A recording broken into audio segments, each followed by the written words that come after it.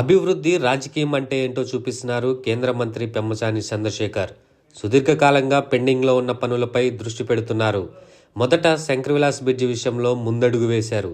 ఆ తర్వాత పాత గుంటూరు వైపు చూపు సారించారు. 15 ఏళ్లుగా నత్తనడకన సాగుతున్న నందివెలుగు ఫ్లైఓవర్ సమస్యకు చెక్ పెట్టారు. కేంద్రంతో మాట్లాడి 30 కోట్ల రూపాయలు నిధులు తెచ్చారు. ఏడాది కాలంలో బ్రిడ్జిని అందుబాటులోకి తెచ్చేందుకు ప్రయత్నాలు చేస్తున్నారు. పేదరికం, చిన్న చిన్న సందులు, ట్రాఫిక్ సమస్యలతో అట్టుడికిపోయే పాత గుంటూరులో అసలైన అభివృద్ధి ఏంటో చూపించాలన్న ఉద్దేశంతో పెమ్మసాని ఉన్నట్టు అర్థమవుతుంది. ఎమ్మెల్యే నజీర్ అహ్మద్తో కలిసి దీర్ఘకాలంగా పెండింగ్లో ఉన్న సమస్యపై దృష్టి పెట్టారు. 30-40 ఏళ్లుగా ఎక్కడ వేసిన గొంగడి అక్కడే ఉన్నట్లు ఉండిపోయిన బీఆర్ స్టేడియంపై పెమ్మసాని చూపు పడింది. ఎలాగైనా స్టేడియంను అభివృద్ధి చేయాలన్న లక్ష్యాన్ని పెట్టుకున్నారు. అయితే రాష్ట్ర ప్రభుత్వం దగ్గర పెద్దగా నిధులు లేవు. సంక్షేమ కార్యక్రమాలకే అధిక మొత్తంలో నిధులు ఖర్చవుతున్నాయి. ఈ క్రమంలోనే స్టేడియం అభివృద్ధికి కేంద్ర సాయం ఎలా వస్తుందో ఆలోచించారు. పూర్తి స్థాయిలో డెవలప్ చేయాలంటే ఎంత ఖర్చు అవుతుందో డిపిఆర్ వేయించారు. 170 కోట్ల అవసరం అవుతాయని లెక్కలు తేల్చారు. ఒకేసారి అంత మొత్తాన్ని కేంద్ర, రాష్ట్ర ప్రభుత్వాలు ఇచ్చే అవకాశం లేదన్న విషయం అర్థమైంది. దీంతో తమకు కావలసిన నిధులు తెచ్చుకునే మార్గాలను వెతికారు.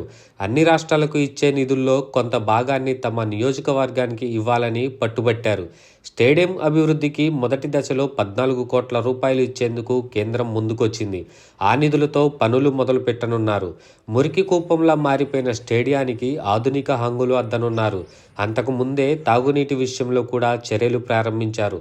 పాత ఓవర్ హెడ్ ట్యాంకుల మరమ్మతులకు 30 కోట్ల రూపాయలు నిధులు తెచ్చారు. ఇలా అసలు అభివృద్ధి అంటే ఏంటో చూపిస్తున్నారు కేంద్ర మంత్రి పెమ్మసాని చంద్రశేఖర్. కేవలం 18 నెలల కాలంలోనే ఒక్క పాత గుంటూరులోనే 100 కోట్ల రూపాయల నిధులు ఖర్చు చేస్తున్నారు.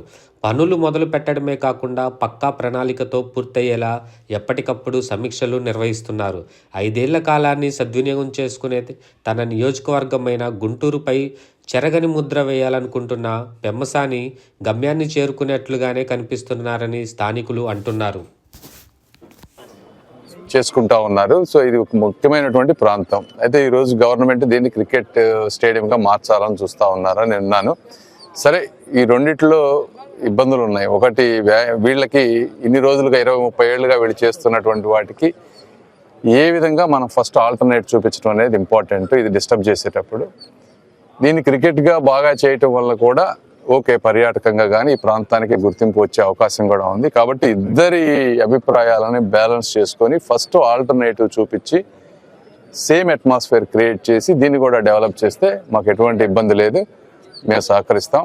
అదేవిధంగా ఇది చూస్తూ ఉంటే బ్యాక్ చాలా పడిపోయి ఉంది. కాబట్టి ఇలాంటి వాటిని కూడా ఫాస్ట్గా చేయాల్సిన అవసరం ఉంది. తెలుగుదేశం గవర్నమెంట్ వచ్చిన తర్వాత ఈ రెండు సమస్యల్ని పరిష్కరిస్తాం.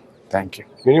సంక్రాంతి సరదాలు, సరస్సు వేడుకలు గుంటూరుకి ఒక పండగ వాతావరణాన్ని తీసుకొచ్చాయి. అయితే ఇప్పుడు మరొక శుభవార్త. గుంటూరుకి 30-40 సంవత్సరాలుగా ఎన్నో సమస్యలు పెండింగ్లో ఉండిపోయినాయి. అందులో ఒకటి బీఆర్ స్టేడియం. ఇది పూర్తిగా శిథిలావస్థకు రావటం, అదేవిధంగా చుట్టుపక్కల ప్రాంతంలో పట్టణీకరణ అధికంగా జరిగి ప్రజలకు ఒక అద్భుతమైనటువంటి స్పోర్ట్స్ ఎన్విరాన్మెంట్ లేకపోవటం ఒక సమస్య. దీనికోసం మొత్తం బీఆర్ స్టేడియంని కంప్లీట్గా ఇంటర్నేషనల్ స్టాండర్డ్స్లో చేయాలని ఒక డిపిఆర్ తయారు చేస్తే దాని టోటల్ ఖర్చు 170 కోట్ల రూపాయలు వచ్చింది. అయితే సెంట్రల్ గవర్నమెంట్లో ఉన్న స్కీమ్స్లో 100% సెంట్రల్ ఇచ్చే స్కీమ్స్ టోటల్ బడ్జెట్ తక్కువగా ఉండటం వల్ల ఆంధ్రప్రదేశ్కి రకరకాల స్పోర్ట్స్ దాంట్లో ఒక 70 కోట్లు వేరే ప్రాంతానికి కూడా ఇచ్చారు. దానితో పాటు గుంటూరుకి మనం అప్లై చేసిన 170 కోట్లలో 14 కోట్లు మొదటి విడతగా శాంక్షన్ చేశారు. అయితే ఈ బీఆర్ స్టేడియంలో stadium part, multi sports complex, ఇలా రకరకాల ఫెసిలిటీస్ తీసుకున్నాం మనం, స్విమ్మింగ్ పూల్ ఇవన్నీ. అయితే మొత్తం ఈ రోజున రాలేదు కాబట్టి ఈ 14 కోట్లలో మల్టీ స్పోర్ట్స్ కాంప్లెక్స్ అంటే టోటల్ ఏదైతే మనం అనుకున్నామో దాన్ని ఎక్కడా డిస్టర్బ్ చేయకుండా ఈ కాంపోనెంట్ని ఈ 14 కోట్లతో బిల్డ్ చేస్తాం. నెక్స్ట్ వచ్చే బడ్జెట్లు అంటే ఎవ్రీ ఇయర్ 20-30 ఎంత వస్తే అంత, దాంతో మిగిలిన కాంపోనెంట్స్ని ఫిల్ చేసుకుంటూ బీఆర్ స్టేడియంను కూడా ఒక మంచి స్పోర్ట్స్ కాంప్లెక్స్గా తయారు చేస్తాం. దీనికి ఈ కార్యక్రమానికి వచ్చినప్పుడు ఇది నేను ప్రజెంట్ చేసాం. అదేవిధంగా మన స్పోర్ట్స్ వాళ్ళు కానీ ఆంధ్రప్రదేశ్ నుంచి గౌరవ ముఖ్యమంత్రి గారు, లోకేష్ గారు, పవన్ కళ్యాణ్ గారు, వీళ్ళందరూ కూడా వారి తరపున వారు కూడా రిక్వెస్ట్ చేశారు. ఈ విధంగా మాకు బడ్జెట్ ఇచ్చినటువంటి కేంద్ర మంత్రివర్యులు మన్సుఖ్ మండవీయ గారికి, అదేవిధంగా ప్రధానమంత్రి మోదీ గారికి, దీంతో పాటు ఎప్పటి నుంచో ఈ స్టేడియంని మంచిగా చేయాలి అని చెప్పి నాకు రిపీటెడ్గా రిక్వెస్ట్లు ఇస్తున్నటువంటి మా ఎమ్మెల్యే నజీర్ గారికి అందరికీ కూడా మనస్ఫూర్తిగా ధన్యవాదాలు తెలుపుతా ఉన్నాను. Thank you.